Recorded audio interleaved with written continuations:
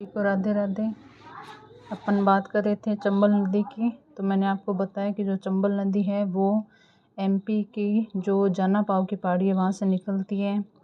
और चंबल नदी है वो वर्ष भर बहने वाली नदी है, जिसे नित्यवाई नदी भी कहते हैं, चरमनवती नदी भी कहते हैं, कामधेनु भी कहते हैं और मालव गंगा भी कहते हैं। जो राजस्थान में चित्तौड़गढ़ की जो रावत भाटा तहसील है वहाँ से राजस्थान में है वो प्रवेश करती है। ठीक है, उसमें जो गुंजाली है, बामनी है, चंबल है, मेज है, कुराल है, चाकण है, ये सब बाईं ओर से मिलती है। और जो गुंजाली नदी है वो बाईं ओर से मिलने वाली पहली नदी है। जब चंबल एमपी से निकलती है तो उसके बाद में सबसे पहले गुंजाली मिलती है। और जब ये राजस्थान में प्रवेश कर जाती है तो उसके बाद में सबसे पहले इसमें छोटी काली सिंध है वो मिलती है। ठीक है, उससे आगे का अपन देखें तो चंबल का जो प्रवाह क्षेत्र है वो 6 जिलों में है।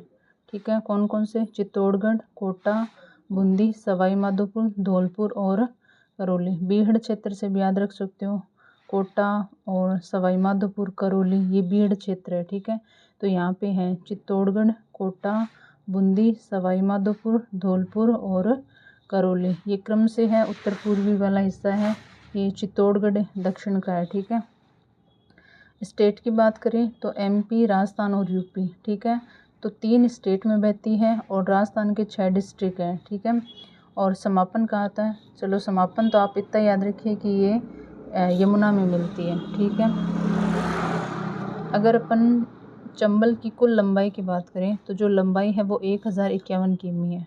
ठीक है, 1051 किमी। पुरानी है वो 965 है। ठीक है, हरिमोहन सक्सेना की भूगोल की बुक आती है जिससे कॉन्सेप्ट क्लियर होते हैं। आप पढ़ना चाहो तो उसे भी देख सकते हो। ठीक है, लेकिन ये जैसे अपन पीसीएस के एग्ज़ाम देते हैं उनके लिए ज़्यादा मतलब अच्छी है। तो लंबाई 1051 है। एमपी में कितनी है? 320। राजस्थान में 322। और राजस्थान और एमपी की सीमा बनाती है कितनी दूरी में? 252 किलोमीटर में। और यूपी में कितनी है? 157 किमी। और ये जो जानकारी कौन देता है? Water resources report 2017। ये ज़रूरी नहीं है, ये याद रखिएगा कि राजस्थान में कितनी बनाती है? 322। और मतलब स्टेटमेंट में दे तो पूरा ही पूछ सकते हैं। 320 2 कम 322। ठीक है, ये 252 राजस्थान और एमपी, ये यहाँ केवल एमपी में बहती है। फिर ये दोनों की सीमा बनाते हुए 252 किमी है और यूपी में 157 किमी है। ठीक है, अब अगर नदी बेसिन का विस्तार देखें तो 11 जिलों में है। आप इसको इतना याद रखिएगा, स्पेशली अगर याद रखो ज़्यादा से ज़्यादा तो 12 और झालावाड़ हड़ौती वाला क्षेत्र है। ठीक है, ये याद रखिएगा। चंबल की विशेषता की बात करें तो क्या क्या विशेषता है चंबल की? यह सबसे लंबी अंतर्राज्यीय सीमा मतलब जल सीमा बनाने वाली नदी है, सबसे लंबी अंतर्राज्यीय सीमा। ठीक है, जो चंबल नदी है वो पाली घाट सवाई माधोपुर से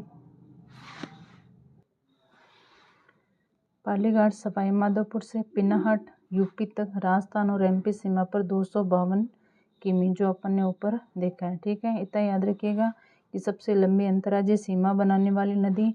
और राजस्थान यूपी और एमपी के बीच में राजस्थान और एमपी इनकी सीमा के बीच में कितनी लंबाई है वो या कितनी दूरी तय करती है? 252 किमी। बहाव की दृष्टि से राजस्थान की सबसे बड़ी नदी है, बहाव की दृष्टि से। और चंबल राजस्थान की एकमात्र 12 मासी मतलब 12 महीने वो बहती है।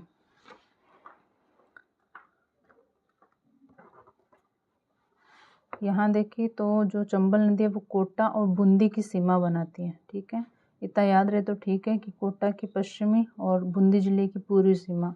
तो इसको आप कोप वर्ड से याद रख सकते हैं कि कोटा की कोप पश्चिमी और ये बूंदी बू और पू। ठीक है, मात्रा से याद रख लेना। ठीक है, चंबल के राजस्थान में प्रवेश के बाद इसमें सबसे पहले गुंजाली नदी मिलती है। जब ये राजस्थान में प्रवेश कर जाती है तो सबसे पहले इसमें गुंजाली नदी है वो मिलती है। ठीक है, चूलिया जलप्रपात जो कि 18 मीटर ऊंचा है, भैंसरोडगढ़ से 5 किलोमीटर आगे चित्तौड़गढ़ जिले में स्थित यह जलप्रपात ये राजस्थान का सबसे ऊंचा जलप्रपात है। ठीक है, कितना मतलब हाइट कितनी है? 18 मीटर। किलोमीटर नहीं 18 मीटर है। भैंसरोडगढ़ से 5 किलोमीटर आगे है और चित्तौड़गढ़ जिले में, और राजस्थान का सबसे ऊंचा जलप्रपात है। भैंसरोडगढ़ से कोटा तक एक संकीर्ण घाटी से होकर बहती है। कहाँ से? भैंसरोडगढ़ से कोटा तक, बूंदी के केशवरायपाटन में। ठीक है, जो पाट है वो अधिकतम और गहराई भी अधिक होती है। याद रखिएगा, ये इम्पोर्टेंट लाइन है कि एकमात्र नदी जो दक्षिण से उत्तर की ओर बहती है और कोटा के बाद इसकी दिशा है वो उत्तर पूर्व हो जाती है। निकलती कहाँ से? एमपी से निकलती है। फिर दक्षिण में राजस्थान का जो चित्तौड़गढ़ की रावतबाटा तहसील से प्रवेश है राजस्थान में करती है। फिर उत्तर की ओर बहती है, क्योंकि उत्तर की ओर अपना जो कोटा बूंदी है। ठीक है, फिर कोटा के बाद इसकी दिशा कहाँ हो जाती है? उत्तर पूर्वी हो जाती है। पानी की उपलब्धता के आधार पर यह सबसे ज़्यादा सतही जल यह राजस्थान की दूसरी सबसे बड़ी नदी है। ठीक है, पहली कौन सी है? माही, और दूसरी है चंबल। ये राजस्थान में सबसे ज़्यादा अवनलिका अपर्दन, ठीक है, याद रखिएगा, अवनलिका अपर्दन करने वाली नदी है। ठीक है, चंबल नदी कोटा में सबसे ज़्यादा अपर्दन है वो करती है। ये नदी सबसे ज़्यादा बीहड़ भूमि मतलब बेडलैंड टोपोग्राफी, ये रहा चंबल बेसिन में उत्खात स्थलाकृति मतलब बेडलैंड टोपोग्राफी है वो भी पाए जाते हैं। कहाँ पे? चंबल बेसिन में। ठीक है, सबसे ज़्यादा बीहड़ का निर्माण भी यही करती है। सबसे ज़्यादा अवनलिका अपर्दन किसके के द्वारा होता है? कोटा में। ठीक है, चंबल नदी कोटा में सबसे ज़्यादा अवनलिका अपर्दन करती है। चंबल के किनारे कौन कौन से शहर हैं? रावतभाटा, कोटा और केशवरायपाटन। ठीक है, दुर्ग कौन से? भैंसरोडगढ़ दुर्ग, कोटा, और शेरगढ़ का किला है वो धौलपुर। ठीक है, शेरगढ़ किला धौलपुर। तो शेरगढ़ 12 में भी है लेकिन ये धौलपुर वाला है। ठीक है, तो भैंसरोडगढ़ कोटा है, कोटा दुर्ग कोटा में है ही, शेरगढ़, और किनारे हैं रावतभाटा जहाँ से प्रवेश करती है, कोटा जहाँ ये बहती है, और बूंदी का केशवरायपाटन जहाँ पे इसका पार्ट है वो और ज़्यादा है वो गहरा है वो हो जाता है। प्रवाह कैसा है? वृक्षाकार का, और एकमात्र नदी है पूरे विश्व की, केवल भारत की नहीं विश्व की, जो 100 किलोमीटर के दायरे में 3 डैम है वो इसके ऊपर बनाए गए और तीनों पर ही जल विद्युत का उत्पादन है वो होता है। ठीक है, 3 डैम हैं 100 किलोमीटर के दायरे में। विश्व धरोहर के लिए नामित राजस्थान की एकमात्र नदी है विश्व धरोहर के लिए। सबसे ज़्यादा कंदराओं वाली नदी है। ठीक है, और सबसे ज़्यादा कंदरा निर्माण भी कोटा में। अपन ने देखा सबसे ज़्यादा अवनलिका अपर्दन कोटा में, और कंदरा निर्माण भी सबसे ज़्यादा कोटा जिले में। वाटर सफारी वाली नदी चंबल नदी। नमामि गंगे प्रोजेक्ट, तो केंद्र सरकार के इस प्रोजेक्ट के तीसरे चरण में चंबल नदी को वो शामिल किया गया तीसरे चरण में। ठीक है, इसमें एक याद रखिएगा, चंबल रिवर फ्रंट का शुभंकर लोगो है घड़ियाल।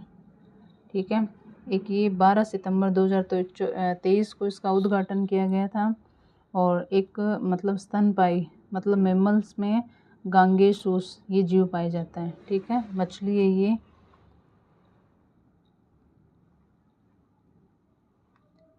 फिर ये देखिए कि घड़ियालों की अधिकता के कारण चंबल नदी है वो घड़ियालों की शरण स्थली कहलाती है। क्या कहलाती है? घड़ियालों की शरण स्थली।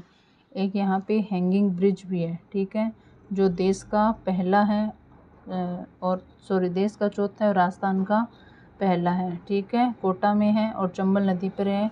6 लेन का ये, और 1.40 किमी है वो इसकी लंबाई है। तो लंबाई कितनी है? 1.40 किमी। कितनी लेन का है? 6 लेन का है। कहाँ पे है? कोटा में। राज्य का कितने नंबर है? पहला नंबर है। चंबल के सहायक नदी की बात करें तो छोटी काली सिंध, सीप, मेज, गुंजाली, बामनी, पार्वती, कुराल, कुन्नू, बनास, रामेश्वरम, खंडार तहसील, सवाई माधोपुर। त्रिवेणी संगम है चंबल, बनास और सीप का। चाकण है, ये भी सवाई माधोपुर की है। आलनिया कोटा है, और ईज डाबी के पास बूंदी की तरफ है। ठीक है, आगे देखें तो गुंजाली, बामनी, ईज, कुराल, मेज, चाकण और बनास ये बाएं किनारे पर मिलती हैं, और बाकी शेष है वो दाएं किनारे पर मिलती हैं। चंबल में एमपी में मिलने वाली नदियाँ कौन सी हैं? सिवान, रेतम और शिप्रा। ये कहाँ मिलती हैं? एमपी में। और सबसे बड़ी सहायक नदी कौन सी है चंबल की? बनास। ठीक है, उसके बाद अगर बात करें सहायक नदियों में, तो पहली है छोटी काली सिंध। तो ज़्यादा याद नहीं रखना कि एक ये याद रखिएगा प्रवेश कहाँ से करती है, झालावाड़, फिर चंबल में मिलती है, तभी सहायक नदी है। ये राजस्थान की नदियों में सबसे पहले चंबल में मिलने वाली नदी है वो छोटी काली सिंध है। ये याद रखिएगा कि राजस्थान में मिलने वाली नदी में सबसे पहले यही मिलती है। उसके बाद में गुंजाली, जो राजस्थान में प्रवेश के बाद, ठीक है, जब ये एमपी से निकलती है तब सबसे पहले इसमें गुंजाली है वो मिलती है। तो चंबल के राजस्थान में प्रवेश के बाद सबसे पहले मिलने वाली नदी कौन सी है, गुंजाली, ठीक है, क्योंकि चंबल है वो सबसे पहले मिलते हैं, लेकिन चंबल एमपी की है, ठीक है, सॉरी गुंजाली एमपी की है, ये एमपी से निकलती है।